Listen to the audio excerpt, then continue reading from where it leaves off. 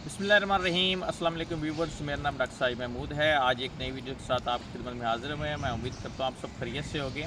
आज की वीडियो जो है वो बहुत इम्पोर्टेंट है, स्पेशली छोटे फार्मर्स के लिए जो कि पसंद करते हैं कि एक्जोटिक एनिमल रखना, जो बाहर से एनिमल आते हैं उनको रखना। लेकिन यहाँ पे एक बड़ा इशू आता है कि वो एनिमल जो हैं वो सर्वाइव नहीं करते वहाँ जाके, और उसमें से एक बड़ी जो डिज़ीज़ है वो आज हम डिस्कस करेंगे, और वो है ब्लड पैरासाइट। ब्लड पैरासाइट को आप चिचड़ों का बुखार भी कहते हैं। तो नॉर्मली अब अगर हम इसमें बेसिक पे जाएँ तो अब लोकल गाय में और इंपोर्ट की गाय में जो बेसिक फ़र्क है वो ये होता है कि लोकल गाय जो हमारी होती हैं वो टिक रेजिस्टेंस होती हैं, यानी वो चिचड़ अगर उनको काट भी लें तो वो ज़्यादातर इफ़ेक्ट नहीं करते उनको। बट डेफ़िनेटली अगर वो बीमारी वाला चिचड़ काटेगा तो उनमें भी बीमारी जो है वो ट्रांसफ़र हो जाएगी। बट मोस्टली आपने देखा होगा फील्ड में बहुत सारे जानवर होते हैं जिनको चिचड़ लगे होते हैं लेकिन वो ठीक चल रहे होते हैं। तो वो इस वजह से होता है कि नॉर्मली सम टाइम जो होता है वो इन्फेक्शन करने वाला या डिजीज़ कैरी करने वाला चिचड़ जो होता है वो नहीं होता।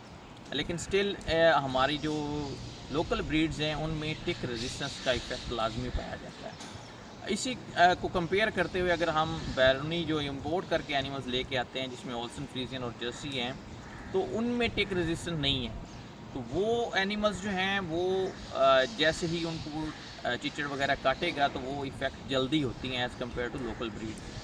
तो अब नॉर्मली बेसिकली हम डिस्कस करते हैं कि चिचड़ों का बुखार होता क्या है। तो उसमें ये है कि नॉर्मली चिचड़ जब काटते हैं जानवर को तो वो ब्लड उससे जो है वो लेते हैं अपनी खुराक के लिए। तो जैसे वो ब्लड लेते हैं तो वो डिज़ीज़ जो है या बीमारी जो है वो ट्रांसफ़र हो जाती है। तो उसमें दो मेन डिजीज़ होती हैं, एक बबीज़िया होता है और एक स्लीरिया होता है। बबीज़िया को जिस तरह रत मूत्रा भी पंजाबी में कहते होते हैं कि जानवर के यूरिन में जो है वो ब्लड आना शुरू हो जाता है। और इन दोनों बीमारियों की जो मेन अलामत होती है वो ये होती है कि 104 से ऊपर बुखार चला जाता है। और जो एक्जोटिक एनिमल होता है वो नॉर्मली सर्वाइव भी नहीं करता, वो जल्दी जो है उसकी मोर्टेलिटी हो जाती है। वो इसलिए कि उसमें इतनी जो इम्यूनिटी है वो भी नहीं होती, और क्योंकि वो इसमें हीट टॉलरेंस का इफ़ेक्ट भी इतना ज़्यादा नहीं होता, तो हाई टेम्परेचर की वजह से। और नॉर्मली ये बीमारियों इसको होता क्या है कि बेसिकली जो आरबीसीज़ आपके होते हैं ब्लड में, उनको ये ख़राब करते हैं, या इसको सिंपल ऐसे कह सकते हैं कि ये खून को ख़राब करते हैं। तो जब खून की कमी हो जाती है तो वो एनिमल जो है वो मोर्टेलिटी की तरफ चला जाता है। अब ये तो बेसिक चीज़ें थी कि जो इंपोर्ट वाले एनिमल्स में उनमें क्यों ये ज़्यादा बीमारी पाई जाती है और लोकल में कम पाई जाती है, और सेकेंडली ये कि इसका नुकसान कितना होता है।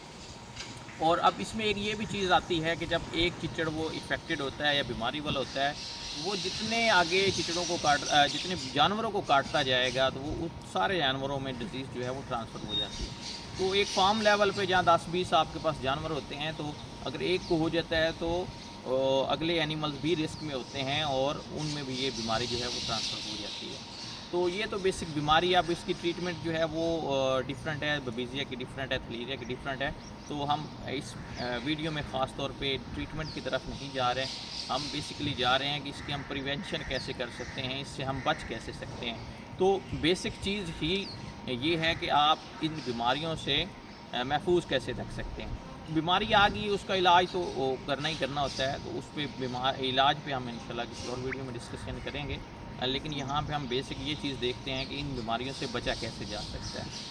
तो नॉर्मली अगर आपने फार्म लेवल पे देखा हो, फॉर एग्जांपल अब मैं जिस फार्म पे खड़ा हूँ यहाँ पे अभी तक कोई ऐसा जो है ब्लड पैरासाइट का केस नहीं आया। लेकिन यहीं से जब एनिमल या डिफरेंट फार्म से जब एनिमल छोटा फार्मर लेके जाता है अपनी रेजिडेंस पे, तो वो विद इन 1 मंथ 2 मंथ वो एनिमल उस बीमारी में चला जाता है, और डेफिनेटली उसमें उसको लॉस भी हो जाता है। सम टाइम वो टाइमली अगर डायग्नोज कर ले तो वो बच जाता है, और अगर ना करे तो वो एनिमल जो है वो मोर्टेलिटी की तरफ चला जाता है, और वो बिग लॉस होता है छोटे फार्मर के लिए, क्योंकि ऑलरेडी उसके पास कम एनिमल हैं और इतनी हाई अमाउंट में वो एनिमल लेके आते हैं। तो बेसिक जो मकसद था इस वीडियो का वो यही था कि हम इससे बच कैसे सकते हैं। तो नॉर्मली अगर हम अपने फार्म पे देखें तो यहाँ पे जो प्रैक्टिसेस हैं, अगर हम वही प्रैक्टिसेस अपने छोटे फार्म्स पे जो हैं वो करेंगे तो इंशाल्लाह ये बीमारी जो है वो आएगी नहीं। तो सबसे पहली चीज़ है कि आपने अपने फार्म पे चिचड़ ख़त्म करने हैं। वो किस तरह ख़त्म करने हैं, उसके 2-3 जो मेथड हैं वो आपने अडॉप्ट करने हैं। सबसे पहले ये है कि आपने साइपरमेथ्रिन या फेंडोना जो स्प्रे आती है वो आपने अपने फार्म पे एक रूटीन में करनी होगी। अगर तो स्टार्ट में आपके एनिमल्स को ज़्यादा इश्यूज़ है तो फिर आप डेली उसको करें जब तक कि वो ख़त्म नहीं हो जाते अपने फार्म पे। सेकेंडली आप अपने एनिमल्स को आइवरमेक्टिन का शॉट लगाएं ताकि जो चिचड़ उनके ऊपर हैं वो मार के कम से कम ख़त्म हो जाएं।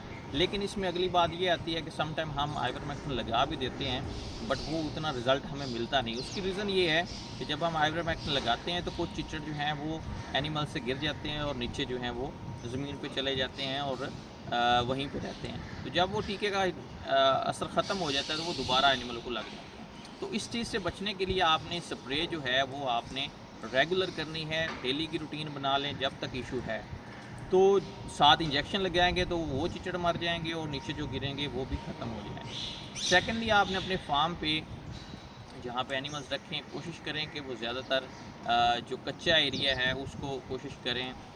दीवारें अगर कच्ची हैं तो वो पक्की की तरफ जाएं, अगर उनमें दरारें हैं वो ख़त्म करें, इसी तरह ज़मीन में अगर दरारें हैं तो वो ख़त्म करें। सेकेंडली जो गोबर हम इकट्ठा करते हैं छोटे फार्म्स पे मोस्टली होता है कि वो एक साइड पे इकट्ठा करते हैं, तो वो कोशिश करें वहाँ पे इकट्ठा ना करें, उसको डेली का जो है उसको डिस्पोज़ करें, उसको वहाँ से निकालें। तो ये प्रैक्टिस आप जब करेंगे तो इंशाल्लाह चिचड़ जो है वो बेसिक ख़त्म हो जाएंगे और चिचड़ों की वजह से ये बीमारी आती है तो वो आपका एक जो है वो इशू जो है वो रिज़ॉल्व हो जाएगा। सेकेंडली और बड़े कैरियर होते हैं फार्म्स पे जिस तरह मक्खियाँ हैं, तो उनसे कैसे बचना है? उनसे बचने के लिए आपने साइपरमेथ्रिन की स्प्रे तो करनी ही करनी है, साथ आप फॉगर जो है वो यूज़ कर सकते हैं अपने फार्म पे। तो उसमें नॉर्मली डीज़ल और साइपरमेथ्रिन का कम्बिनेशन होता है, तो वो फ्लाइज़ को जो है वो मक्खियों को किल कर देगा।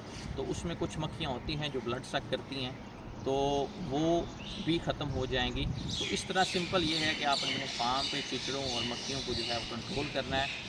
सेकेंडली आप अपने एनिमल्स को जो हैं वो क्लीन करें चिचड़ों से। नॉर्मली अब होता क्या है कि पहले जो हमारे 5-10 जानवर होते हैं उनमें चिचड़ होते हैं, जैसे ही हम कोई इंपोर्टेड एनिमल उनके साथ रखते हैं तो वो चिचड़ उधर से उधर शिफ्ट होते हैं और इंपोर्टेड एनिमल की ऑलरेडी जो है वो इम्यूनिटी नहीं होती इसके अगेंस्ट या रेजिस्टेंस नहीं है, तो वो फ़ौरन इस डिज़ीज़ में चला जाता है। तो ये बेसिक चीज़ें थी। नॉर्मली बहुत सारे फार्मर्स के साथ ऐसा होता है, तो जैसे ही फार्म से एनिमल लेके आते हैं तो सबसे पहले जो बड़ा रिस्क होता है वो ब्लड पैरासाइट का होता है। तो बहुत सारे फार्मर्स के क्वेश्चन आते हैं कि जी वहाँ पे एनिमल ठीक था, हमारे पास ही आके क्यों बीमार हो रहा है? तो ये एक बेसिक रीज़न है। कुछ को जल्दी पता लग जाता है तो वो एनिमल बच जाता है, कुछ को नहीं पता लगता तो वो मोर्टेलिटी की तरफ चला जाता है और बाद में पता लगता है कि ये ब्लड पैरासाइट का केस था। तो ये बड़ा मेजर इशू है, ख़ास करके छोटे फार्मर्स के, वहाँ पे क्योंकि रेजिडेंस उस तरह की नहीं होती, चीज़ें सारी जो हैं वो आइडियल नहीं होती, तो वहाँ पे ये इशू जो हैं वो ज़्यादा आते हैं। इसी तरह डिफरेंट फार्म्स पे भी इशू आते हैं, बट स्टिल इन चीज़ों से बचने के लिए आपने जो है ये प्रैक्टिस करनी है, तो इंशाल्लाह ये इशू जो है वो आपका रिजॉल्व हो जाएगा। तो ये बेसिक था। अच्छा, एक और क्वेश्चन नॉर्मली आता है कि हम काव्स में जो है वो ब्यूटालैक्स का इंजेक्शन लगा देते हैं तो वो प्रिवेंशन हो जाती है फिलीरिया के लिए। तो नॉर्मली ये होता है कि जब आप लगाते हैं फिलीरिया का इंजेक्शन ब्यूटालैक्स जो है, तो वो उसका एक सर्टेन टाइम होता है, वो 2 या 3 दिन में उसका मेटाबॉलिज्म के ज़रिए वो निकल जाता है बॉडी से। तो वो कोई वैक्सीन नहीं है। ब्यूटालैक्स बेसिकली ट्रीटमेंट है, जो ट्रीटमेंट के तौर पे आप एनिमल्स को यूज़ करते हैं, तो उसका इफ़ेक्ट 2 या 3 दिन रहता है। तो कुछ लोग समझते हैं कि वो जब हम इंजेक्शन लगाते हैं तो वो उसकी जो है वो वैक्सीनेशन के तौर पे हम यूज़ करते हैं कि लाइफ टाइम उसकी जो है वो रेजिस्टेंस आ जाती है उस एनिमल में, तो ऐसा नहीं होता। तो ये चीज़ भी आपने मद्देनज़र रखनी है कि आपका एनिमल हर टाइम जो है वो एक्सपोज हो सकता है चिचड़ों से, तो जैसे ही वो चिचड़ लगेंगे तो वो बीमारी ट्रांसफ़र हो जाएगी। तो आपने बेसिक चीज़ पे जाना है, चिचड़ फार्म पे होंगे ही नहीं, फ्लाइज होंगी नहीं, तो ये बीमारी नहीं आएगी। अगर आप चिचड़ों को कंट्रोल नहीं करेंगे तो फिर एनिमल आपके रिस्क में हैं, वो किसी भी टाइम इस बीमारी में जो है वो आ सकते हैं। तो आज की वीडियो यही थी, और होपफुली आपके पास जो है वो मैसेज पहुंच गया होगा। अगर इसके रिलेटेड आपको क्वेश्चन है तो आप मुझे इनबॉक्स कर सकते हैं। वीडियो को शेयर लाजमी करें ताकि मैक्सिमम लोगों के पास ये वीडियो पहुँचे, और चैनल को भी लाजमी सब्सक्राइब करें। इंशाल्लाह नेक्स्ट वीडियो में मिलेंगे एक नए टॉपिक के साथ। तब तक के लिए अल्लाह हाफ़िज़।